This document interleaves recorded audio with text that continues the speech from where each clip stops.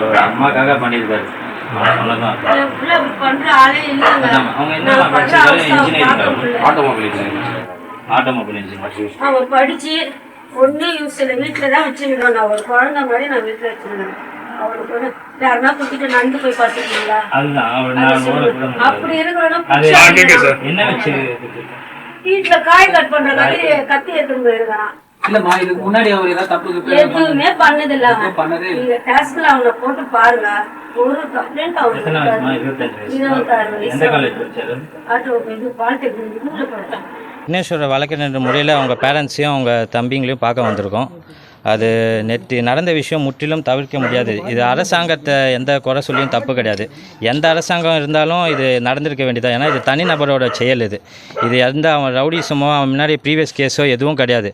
அவன் ஒரு mechanical engineer graduate. அவன் ஒரு சின்ன சண்டைக்கு கூட போகாத பையன். அவன் நல்ல பையன். ஒரு ஆதங்கத்தில் அவங்க அம்மாக்காக அது பண்ணியிருக்கான். அது வந்து நம்ம ஒரு அக்யூஸ்ட்டை வந்து தப்ப விட்டோம்னா சட்டம் ஒழுங்கு சரியில்லை, ஒரு பெரிய க்ரைம் அக்யூஸ்ட்டை அப்படின்னு சொல்லலாம். சட்டம் ஒழுங்கு சரியில்லாமலாம் இல்லை.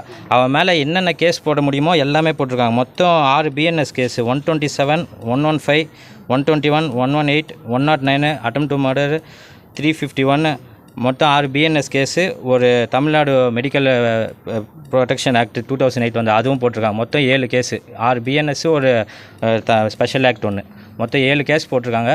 அவனை எவ்வளோ நாள் ஜெயிலில் வைக்க முடியுமோ அது வைக்கிறதுக்காக எல்லா பாசிபிலிட்டிஸும் கவர்மெண்ட் அவங்களுக்கு ஃபேவராக தான் பண்ணியிருக்காங்க. எல்லாமே பண்ணியிருக்காங்க. டாக்டர் நேற்று ப்ரொடெஸ்ட் பண்ணதுனால அவங்களுக்கு ஃபேவராக பண்ணி அந்த பையனுக்கு தண்டனை வாங்கி கொடுத்துறாங்க. சட்டம் தன் கடமையை செய்யன்ற மாதிரி அவங்கள என்ன பண்ண முடியுமோ பண்ணிவிட்டு அவங்கள ஜெயிலுக்கு அனுப்பிச்சிட்டாங்க.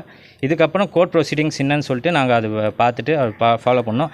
அண்ட் முக்கியமாக என்ன தெரிவிக்கணும்னா, அவரும் மெடிக்கல் ஒரு இஷ்யூ இருக்கிற பேஷண்ட் தான்.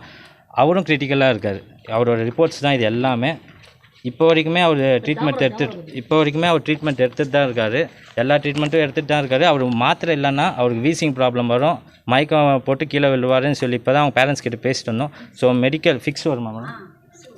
ஃபிக்ஸ் வரும். ஸோ அவருக்கும் உள்ள ஜெயிலில் அந்த மெடிக்கல் வசதி கிடைக்கிறதுக்காக நாங்கள் போய் நேரில் போய் நாளைக்கு பார்க்கலான்னு இருக்கோம். ஜெயிலில் போய்ட்டு பார்த்துட்டு அவர் மெடிக்கல் வசதி கிடைக்கிறதுக்காக, இல்லைனா ஹாஸ்பிட்டலில் ஷிஃப்ட் பண்ண முடியுமானா அங்கேருந்து ஸ்டான்லி ஹாஸ்பிட்டலுக்கு ஷிஃப்ட் பண்ணி அங்கேருந்து ட்ரீட்மெண்ட் வச்சு போலீஸ் ப்ரொடெக்ஷனோட ட்ரீட்மெண்ட் கொடுக்குற மாதிரி அங்கே பெட்டிஷன் போடலான்னு இருக்கோம். ஸோ இதுதான் அவர் இன்னும் ஒரு 4 மாதத்தில் அவருக்கு ஆன்ஜியோ வர பண்ணணுன்ற மாதிரி இருக்கார். அவ்வளோ கிரிட்டிக்கலான இருக்கார். அவ்வளோ கிரிட்டிக்கல்னு தெரியாமல் நேற்றுக்கு அத்தனை பேர் அவரை பிடிச்சி அடிச்சிருக்காங்க. அவர் பண்ணது நேற்றுக்கு கரெக்டுன்னு நாங்கள் யாருமே சொல்லலை.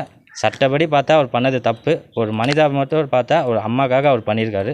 ஸோ நாங்கள் பெயில் ப்ரொசீடிங்ஸும் அதுக்கேற்ற மாதிரி தான் நாங்கள் பண்ண போகிறோம்.